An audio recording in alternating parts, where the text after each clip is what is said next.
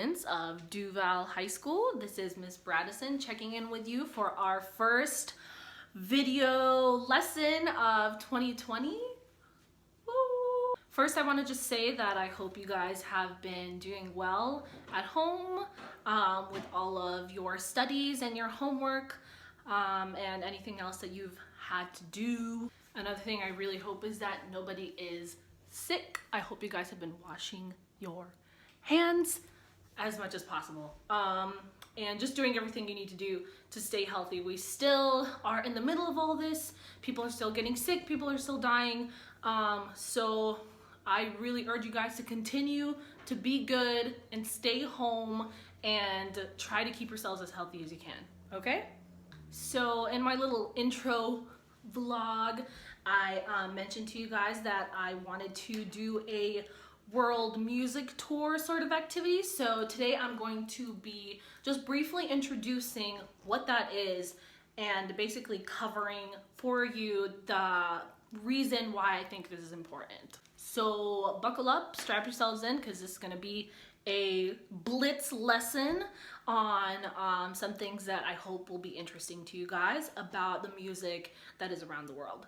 First thing I need you guys to do is go ahead and please find a writing utensil, a pencil, a pen, a marker, a crayon, whatever floats your boat, and grab something to write on. I promise this won't be any like tedious note-taking activity, but I just need you guys to be engaged with me and go ahead and grab that stuff and hit pause, and when you come back and you're ready, hit play. Alright, so now that you have your utensils, I would like you to just take about 2 minutes, 1.5 minutes, something like that, and write down your favorite genres that you like to listen to. You can write maybe specific songs that you like to listen to. This is just a brainstorming activity to get you guys on gear for today. So 2 minutes, write your favorite genres, favorite artists, favorite albums, go. All right, thank you for taking your time to do that activity. I actually did the same thing with you guys. My 3 top genres right now, I would say, are classical, neo soul, and movie soundtracks. So those are my 3, and if I can take a guess, I guess maybe some of you said like hip hop or pop, jazz, maybe R&B, rap, rock. I know that that's like stuff that's streaming around the world nowadays and it's like pretty popular. But all those genres that I listed, I think with my 3 it comes out to a total of 9 genres. That is actually a really small percentage of the world's music. There was an article on The Guardian that I read recently that said that around the world we have 1,264 genres of music. Just take a second and think about that, because to me that's like going to like an ice cream shop like Ben & Jerry's or something, and they have 1,264 flavors of ice cream, and I'm only eating like the same 3 all the time. I mean, like, it would be a huge waste if I didn't at least try the others and see if I liked them. So today I'm going to give you guys about 2 reasons, and I hope you'll stick with me and maybe write some of this down. 2 reasons as to why it is extremely important that we open our minds up and listen to other world music genres. There are 2 really big reasons, and reasons that I think will be able to help us understand our own music better and not just music of others. So 2 reasons, grab your pencil, write it down. All right, reason number 1 is that a lot of the music we listen to today is actually a combination of multiple genres that have basically fused together to make that new genre. So here's a couple of stories about how that works, or just to give you a little insight. So number one, if you guys know the Beatles, you better know the Beatles because that's pretty important.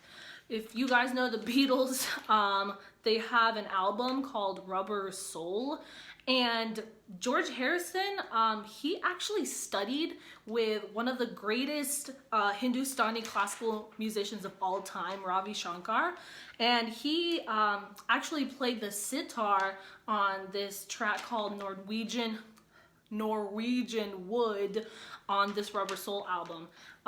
And actually influences of his lessons on Hindustani music can be found like in other music as well that the Beatles did. Dixieland Jazz was born in New Orleans when these immigrant groups of like Italians and Croatians and Germans, they came over from across the pond with their brass bands, and those were really popular in New Orleans at the time. And there was like the development of this new district called Storyville, and they literally didn't have enough bands to be able to fill the need of gigs in that new district. So kind of amateur musicians would go in, get a gig, and kind of start to improvise on things they had heard from other bands. So that was one really big reason why we had Dixieland Jazz and why we have jazz today in the first place. Going a little bit more modern, Kendrick Lamar actually is a big proponent of jazz himself, and he works with this producer named Terrence Martin, who himself is a pretty big like jazz connoisseur, especially in LA. So Terrence Martin kind of hooked up Kendrick Lamar and got him all these different connections to be able to make music for his album To Pimp a Butterfly. So if you listen to that album, you can find so many jazz influences, and I'm sure that you guys have at least heard it and maybe you haven't noticed that before. And Harry Styles himself actually really apparently likes Irish folk music. He was gushing about this musician named Van Morrison, who was like not even that big of a deal like in an international setting, but he said that his style of music, he's kind of like an Irish crooner, he really likes, and he likes the melodic aspect of it. So his song Fine Line, I think that's a new song, I haven't really heard it, but his song Fine Line is supposed to be mimicking basically Van Morrison's like Irish style. Anyways, long story short, I guess what I'm trying to say is that if you were to put your favorite genre of music through like an Ancestry.com sort of music DNA test, I feel like we would be totally shocked to see how many influences from just genres that we've never even heard before that it has, and what are we actually listening to. So that's my reason number one for being aware of and appreciating world music. It's because we're inherently listening to features of it in the music that we listen to every day. So why not know, and why not explore? All right, to introduce the second reason that I have to listen to world music, I'd like you guys to grab that piece of paper again and that writing utensil that you have, and we're gonna do another short activity real quick. Go ahead and write for 2 minutes again, or just bullet point for 2 minutes. What are the reasons to listen to music? What are the reasons that you guys use music in your everyday life? Like an example of that would be for relaxation. I listen to music for relaxation, for studying, entertainment, just reasons that you can think of that you personally listen to music. So pause the video, take 2 minutes, and I'll see you back there then. So welcome back. Thank you for your 2 minutes of writing. I want you guys to look at your lists, and some of them might be short, some of them might be long, but imagine how many other uses that music might have for somebody else. So the second reason I want to point out for why we need to listen to world music is because music has way more uses for other cultures than we use ourselves. I think the primary reason that we use music in like the United States or just in Western culture in general is for entertainment. We like it, we think it sounds fun. We listen to it to kind of pump ourselves up or put ourselves in a good mood or just for the pure enjoyment of it. And other cultures do the same thing, but I think it's important to recognize and understand that music means something totally different to another person around the world because they use it in a different way than we do in our lives. For example, the Irish use their folk music to tell stories about their past and to tell the history about something that happened in their country and to be able to share those stories on to the next generation. Music can also be used as a motivator of social change.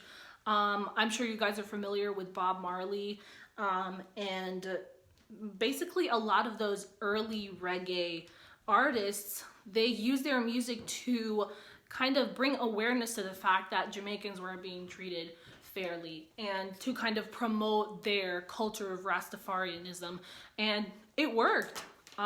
Some things were changed, or at least people's opinions were changed because of their music. The music was not just for fun, it was for the sharing of an important social message. And I think we still see that today in a lot of pop artists. Honestly, I think, again, Kendrick Lamar comes to mind, by just saying raw and important things in the lyrics and transmitting an important message through something that most people only listen to just to entertain themselves. Another, I guess not so obvious use for music sometimes is religion, actually. If you're Christian, you know that in church you will praise in a number of ways. We've got hymns, we've got CCM, we've got gospel music, and those sounds kind of provoke a worshipful sense in a Christian, or they help them achieve worship through that music. But it can go even deeper than that. For example, Indian classical music is actually subcategorized into different genres that are used for specific types of worship. So there's this one called Bhajari. That's one of the subsets or the subgenres of Indian classical music, and those songs are specifically used for adoration or expressing love for their deities. So imagine being in church or being in a temple and hearing a style of music and immediately being brought into that emotion that you're trying to show. Whereas one style may bring you praiseful attitudes, a different one may bring you an attitude of repentance. And so music can be actually subcategorized like that to the point where even just hearing it, you immediately know what it's for and where it's trying to take you. Another really interesting use for music that a specific tribe in Namibia has found, they're called the Himba tribe. They use music to define a person's identity. And so I'm gonna tell you a quick story about how that happens. Basically, when the mother decides to have a child, when a woman wants to have a child, she goes off under a tree by herself or just in a solitary location, and she'll sit there and wait until she can hear or come up with that child's song in her mind. And then she goes and teaches it to the child's father, she teaches it to all the members of the village. I mean, when that child is born, the villagers will sing that song to kind of welcome the child into the world. They sing the song to that child when they're growing up, whenever they are making wrong choices, actually, the villagers will get into a circle around the person and sing their song to them to try to remind them of who they are. When two people get married from that tribe, both of their songs will be sung together to represent their unity. And when a person dies, everyone in this village will sing their song to them one last time. That's really meaningful. A piece of music can be used for just guiding a person back to themselves throughout their entire life. I mean, I would kind of like someone to do that for me. It would be really cool, but you can see that around the world we have so many reasons to learn music, to appreciate music, to use music in ways that we don't right now. Something that we can easily learn from a different culture. And just to bring up another point, how we were talking about that music genres kind of fused together all the time, how much deeper meaning can one song have if you got influences from music that's meant to convey a message, music that's meant to convey an emotion, music that's meant to promote social change, and you bring all those together? What are we missing? How much could we be missing from just the songs we listen to on a daily basis? I mean, we would never know unless we have the ears to be able to pick up on it. And the best way to familiarize ourselves with listening for this music that can kind of bring an awakening in us to something more that we can appreciate in ourselves and in the world. The best way to do that is just to listen. Listen to world genres. Appreciate them, even though some of them sound super weird. And I'm going to just warn you that right now.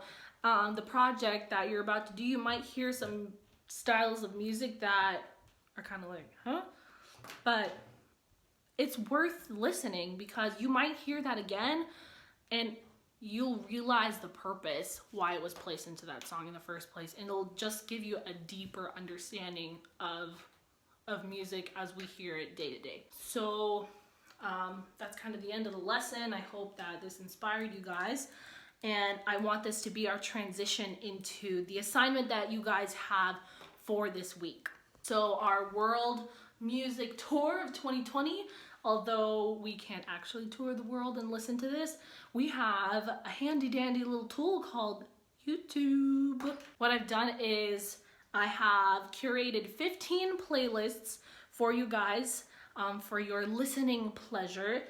And what I would like you guys to do over the next week is choose 5 of those playlists, any 5, and listen to one playlist per day. So in the course of a week, if you only have to listen to one per day, and I said pick 5, you only have to do this for 5 days.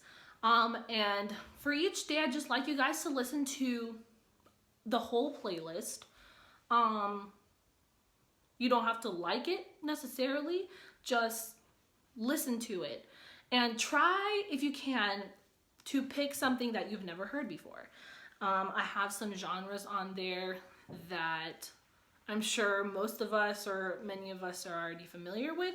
But I would challenge you guys to go out of your comfort zone and try to hear something that you maybe will never have contact with or have never had contact with up until this point. And then once you're done listening to the playlist, I'd like you guys to write a 3-sentence description about what you heard. And so I'll break it down what each of those sentences I would want you guys to write. So for sentence number 1, I would like you guys to find the origin of this music. Just go ahead and prowl the web, surf the web, and only use websites that end in .edu, .org. Try not to use Wikipedia, and if you do use it, make sure that that Wikipedia site has accurate resources. So go ahead and for the first sentence, write how this music came to be, which is bringing us back to point number one, which is like genres can come from pretty much anywhere. The second sentence I would like you guys to write is just tell me in a nutshell what is the purpose of this music. You can also research, but basically what we talked about in the second point about music having different purposes around the world, just give me a little description of what this music is supposed to be used for. And the third sentence I would like you guys to write is just your reaction to it. Tell me what you felt, tell me what you liked, what you disliked, and tell me why you had an interesting time listening to this music. And so that's what I would like you guys to do for the 5 playlists that you're going to listen to this week. So once you're done, just take about, I don't think it'll take more than 15 minutes to write these sentences. And don't overdo it, just kind of give me the info in a nutshell and just make it easily accessible. Kind of like, you know how on Spotify they have album descriptions? Kind of like that. So at the end of the 5 days, the last thing I would like you guys to do is to compile your own playlist, using a combination of music that you like, that doesn't have to be part of these genres. Throw in there your favorite tracks at the moment or something that you feel defines you, and also add some of the songs that you connected with during the 5 days that you've been listening to the playlists. So that's the last part of the assignment. And again, just write 3 sentences of reflection about your playlist, why you chose that music, especially why you chose the new songs or the new pieces that you listened to over the week, and how did they connect with you. So that's my assignment to you guys for this week. I hope that it won't be time consuming. I actually hope that it will be really fun, because I had a lot of fun just coming up with these playlists. Actually, let me read to you guys the list that I have. So I have here my work that I've done with compiling these playlists. So I want to read to you guys the options that you have. You'll see them in your document on Google Classroom, but I wanted to just kind of introduce them myself. So drum roll. Okay, number 1, Dixieland Jazz. Number 2, Navajo and Cherokee traditional music. Number 3, Irish folk. Number 4, Bossa Nova. Number 5, Carnatic and Hindustani music. Number 6, Arabic traditional. 7, Impressionist. 8, Reggae classics. 9, Fuji music.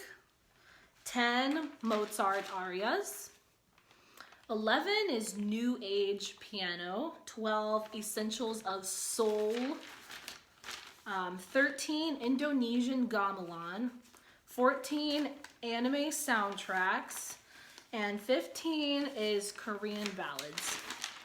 Guys, there's a world out there that needs exploring. And I hope that you will find something this week that will inspire you, that will make you think, that will make you realize that there's a whole lot out there that is worth taking a listen to. So good luck. This has been my little short TED Talk for you, and go out there, and I can't wait to hear your responses. And please Stay healthy. Bye.